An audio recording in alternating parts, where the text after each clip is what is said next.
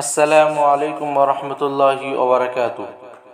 ناظرین، امید کرتا ہوں کہ آپ سب خیر و عافیت سے ہوں گے۔ آج کی اس ویڈیو میں ہم زکوٰۃ کے متعلق چند الگ مسائل سیکھیں گے۔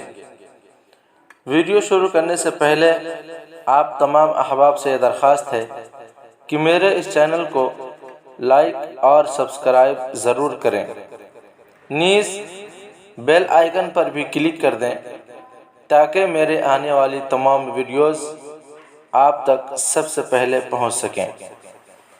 پہلا مسئلہ ہے حج کمیٹی میں جمع شدہ رقم پر زکوٰۃ میں تفصیل۔ اگر کسی شخص نے حج کے ارادے سے حج کمیٹی میں مکمل روپیہ جمع کرا دیا تھا، اسی دوران اس کی زکوٰۃ کے حساب کا وقت آ گیا تو جمع شدہ رقم میں سے ہوائی جہاز کا کرایہ، معلم فیس اور دیگر اخراجات نکال کر سعودی ریال کی شکل میں اس حاجی کو جو رقم واپس ملنے والی ہے اس پر زکوٰۃ نکالنی ضروری ہوگی۔ دوسرا مسئلہ ہے ٹینٹ ہاؤس کے سامان پر زکوٰۃ کا حکم۔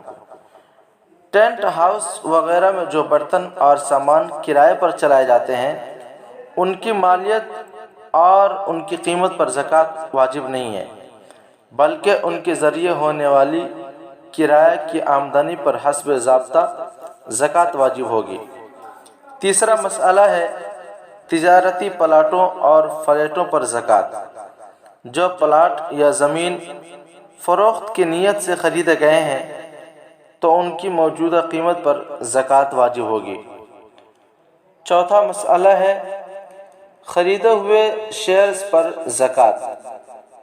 کسی کمپنی کے شیئرز اگر خرید کر رکھے ہوئے ہیں تو ان کی موجودہ قیمت پر زکوٰۃ فرض ہوگی، یعنی یہ نہیں دیکھا جائے گا کہ انہیں کس قیمت پر خریدا تھا، بلکہ یہ دیکھا جائے گا کہ آج ان کی کیا قیمت ہے اور اسی حساب سے زکوٰۃ نکالی جائے گی۔